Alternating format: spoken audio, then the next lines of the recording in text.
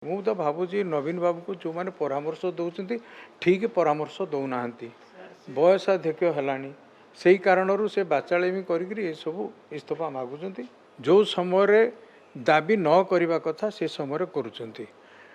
ସେ ସମୟଟାକୁ ଯଦି ହିସାବ କରିବା, ମୁଁ ଭାବୁଛି ଯେଉଁ ସମୟରେ କି ଫାଇଲ୍ ଚୋରି ଅଭିଯୋଗରେ ଥାର୍ଡ଼ ଫ୍ଲୋରରୁ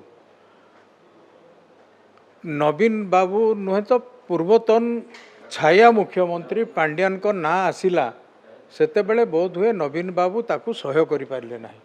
ସେଇଥିପାଇଁ ବିରୋଧୀ ଦଳ ନେତା ହିସାବରେ ସେ କେନ୍ଦ୍ରମନ୍ତ୍ରୀ ଧର୍ମେନ୍ଦ୍ର ପ୍ରଧାନଙ୍କ ଇସ୍ତଫା ମାଗୁଛନ୍ତି। ନାଇଁ, ପ୍ରଥମେ ମୁଁ ତ କହି ରଖିବି, 2 ଦିନ ତଳେ ନବୀନ ବାବୁ ଦିଲ୍ଲୀରେ କହିଛନ୍ତି ଯେ କେନ୍ଦ୍ର ଶିକ୍ଷାମନ୍ତ୍ରୀ ଇସ୍ତଫା ଦିଅନ୍ତୁ।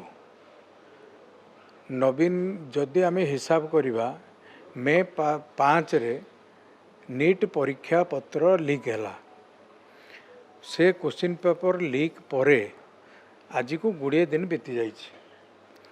ନବୀନ ବାବୁ କ'ଣ ପାଇଁ ଶୋଇଥିଲେ?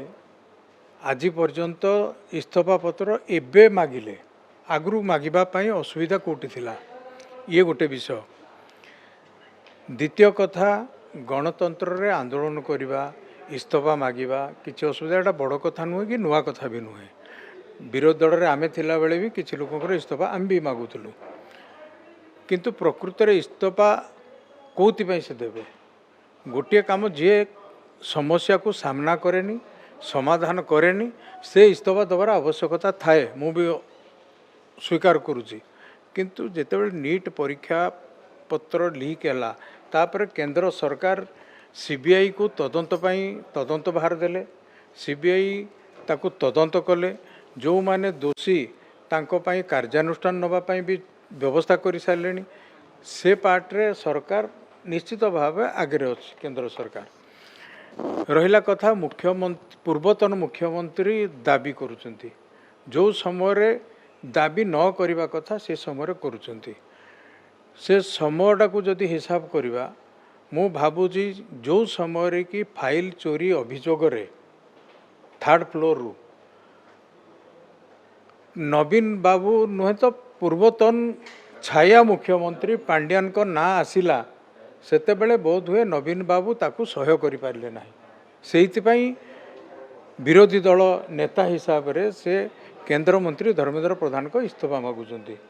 ଯେଉଁଟାକି ନିଶ୍ଚିତ, ମୁଁ ଭାବୁଛି ଆପଣଙ୍କୁ ମନେ ଥିବ, ବିଜୁ ନବୀନ ଗୋଟେ ଇନ୍ସପିରେସନାଲ ଫାଉଣ୍ଡେସନ୍ ଅଛି, ଯେଉଁଟାକି ବହୁତ ଦିନ ପରେ ଜଣାପଡ଼ିଲା। ସେଥିରେ କେଉଁମାନଙ୍କ ପାଖରେ ପଇସା ଅଛି, ଏଇଟା କେଉଁଠୁ ସେ ପଇସା ଆସିଥିଲା? ଇଏ ଫରେନ୍ କଣ୍ଟ୍ରିରୁ ବି ଏଡ଼୍ ଆସିଥିବ, ସୁବିଧା ସୁଯୋଗ ସେମାନେ ବିଭିନ୍ନ ଲୋକଙ୍କଠୁ ଆଦାୟ କରିଥିବେ। ତାକୁ ଘଣ୍ଟ ଘୋଡ଼େଇବା ପାଇଁ ରିଆକ୍ସନରେ ଏଇ ବିଷୟ କହିଛନ୍ତି। ମୁଁ ତ ଭାବୁଛି ନବୀନ ବାବୁକୁ ଯେଉଁମାନେ ପରାମର୍ଶ ଦେଉଛନ୍ତି ଠିକ୍ ପରାମର୍ଶ ଦେଉନାହାନ୍ତି। ବୟସାଧିକ୍ୟ ହେଲାଣି, ସେଇ କାରଣରୁ ସେ ବାଚାଳେମି କରିକିରି ଏସବୁ ଇସ୍ତଫା ମାଗୁଛନ୍ତି।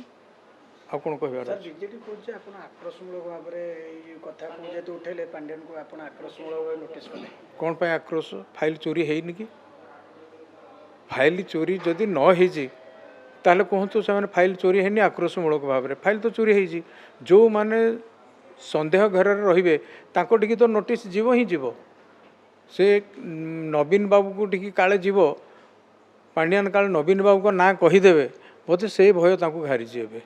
ତେଣୁ ମୁଁ ତ କହୁଛି, ନିରପେକ୍ଷ ଭାବରେ ତଦନ୍ତ ଚାଲୁଛି। ଯଦି ସେ ଏଥିରେ ଦୋଷୀ ନଥିବେ, ଭୟ କରିବାର କ'ଣ ଅସୁବିଧା ଅଛି? ଯଦି ସାର୍ଥକ କହୁଛନ୍ତି ଯେ ଆପଣ ନଈରେ ହଜେଇଛନ୍ତି ଫାଇଲ୍, ପୋଖରୀରେ ଖୋଜୁଛନ୍ତି, ସରକାର ଜାଣିଛନ୍ତି ଫାଇଲ୍ କେଉଁଠି ଅଛି, କିନ୍ତୁ ଜାଣିଶୁଣି ନୋଟିସ୍ କରାଯାଉଛି ବିଭିନ୍ନ ଲୋକ। ତାହେଲେ ନୋଟିସ୍ ହେଲେ ଯଦି ରଖାହେଇଛି, ତାହେଲେ ମୋହନ ମାଝୀ ନିଜେ ପଡ଼ିବେ। ସେ ତାଙ୍କର ଅସୁବିଧା କେଉଁଠି ହେଉଛି? ତାହେଲେ ଯଦି ଆମେ ନିଜେ ରଖିଛୁ, ତାମାନେ ମୁଖ୍ୟମନ୍ତ୍ରୀଙ୍କ ପାଖରେ ଅଛି। ଯଦି ତାହେଲେ ମୁଖ୍ୟମନ୍ତ୍ରୀକୁ କ'ଣ ଛାଡ଼ିଦେବେ? ଖାଲି ପୂର୍ବତନ ମୁଖ୍ୟମନ୍ତ୍ରୀକି ନୋଟିସ୍ ଲାଗିବ, ଏ ମୁଖ୍ୟମନ୍ତ୍ରୀକି ଲାଗିବନି? କ'ଣ ଆଇନଟା ଗୋଟେ ବାଟରେ, ଆମ ବାଟରେ ଯିବ, କହିଲେ ତାଙ୍କ ବାଟରେ ଯାଉନୁ? ତେଣୁ ସେଥିରେ ସେ ଯଦି ନିଜକୁ ଘଣ୍ଟ ଘୋଡ଼ାଇବା ପାଇଁ ଚାହୁଁଛନ୍ତି, ଏଭଳିଆ ବିଭିନ୍ନ ପ୍ରକାର କଥା କହିବେ। ଆଜି ଆପଣ ଦେଖନ୍ତୁ, ମୋତେ ବେଶୀ ଦୁଃଖ ଲାଗୁଛି ନବୀନ ବାବୁଙ୍କର ଯେଉଁ ଆଜି ନିଷ୍ପତ୍ତି। ବିଗତ ଦିନରେ ओडिशा को राज्य पाइबार मान्यता दवापाई नवीन बाबू ट्रेन धरिकी जाइथिले दिल्ली जंतर मंतर रे आंदोलन करथिले।